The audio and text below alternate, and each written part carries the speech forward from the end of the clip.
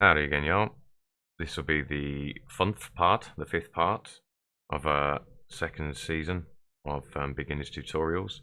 We've just added the subdivision surface and made it look awful. Now we're going to make it look less bad.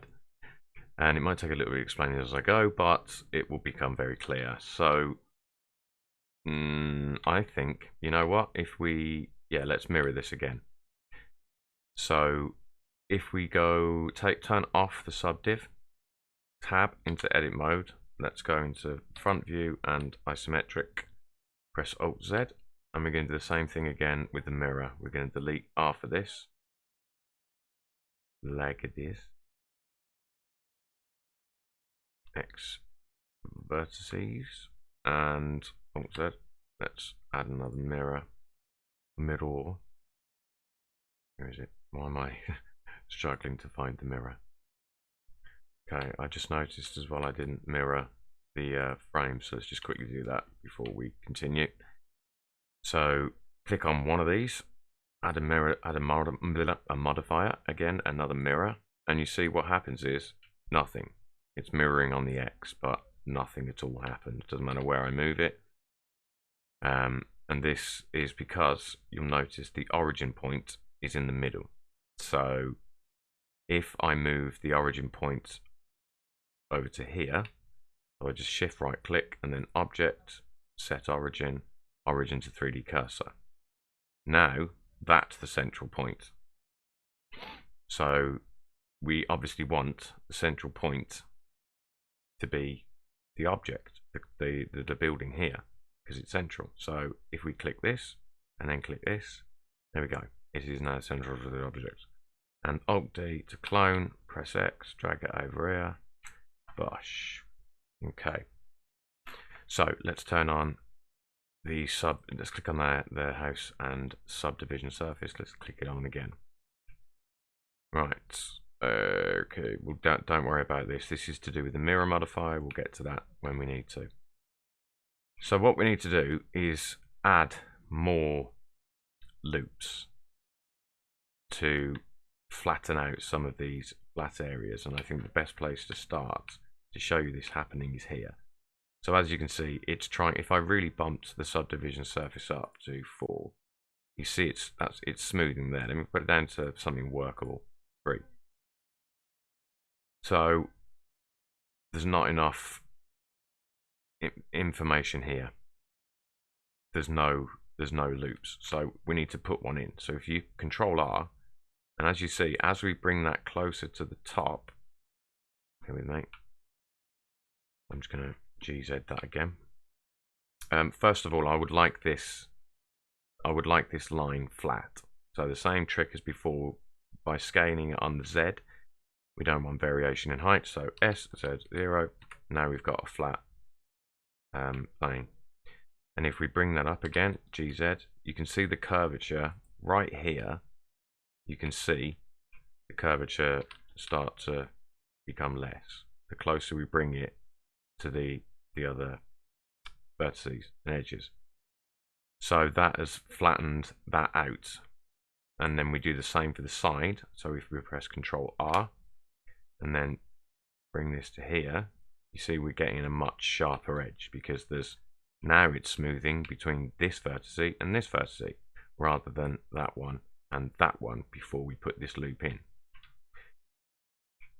And we are going to have to edit our little window port here. So if you press Alt Z, and we're just going to grab those. I just want to round it off. In fact, because this is symmetrical, to grab the top and bottom, press SZ. Something like that. I know what's going on. What you can do, if I turn off the subdiv, there are ways to remove edge loops. Several ways. Very destructive ways and not so destructive. If I simply, because I don't want this edge loop for the moment, I do want to get rid of that. If I simply press X and then delete edges, I lose a ton of geometry. I don't want to do that. And I've still got edges left in the middle here that weren't selected, like that one, which is now useless to me. So what you want to do instead is under this, once you've selected that, and again I've got this in my my quick menu, so mesh, delete, and then dissolve edges. It's not going to delete the faces underneath, it's just going to dissolve them like they were never there, you see, and it's not destructive at all. Okay, now let's put the old subdiv back on, and let's look how I can make this look more window-like. I think I'm going to drag those two. I'm just going in and out of X-ray with Alt Z. I think I'm going to scale them on the Z, and I'm also going to scale these two on the Z together, and then these two. And as I say, that harsh, oh wait, sorry, no, I screwed that up. Control Z, Control Z, Control Z, because I didn't have X-ray when I selected these and these. Okay, yes, and then the reason I'm going into X-ray is because there are points here, and if I turn off subdiv, oh, not the mirror, the subdiv, there are also these points here. But if I just select from the front, I'm not selecting them, hence X3. So I'm grabbing them, and I'm grabbing them. And then let me put subdivision back on. I don't think it's them. Let me just check something.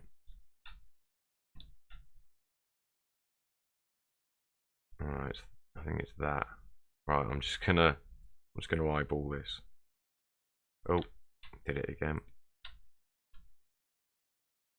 I mean, that's fairly round. As I say, this is due to the mirror modifier, but because we want to sort this out without having to do it twice, we'll just leave it as is at the moment.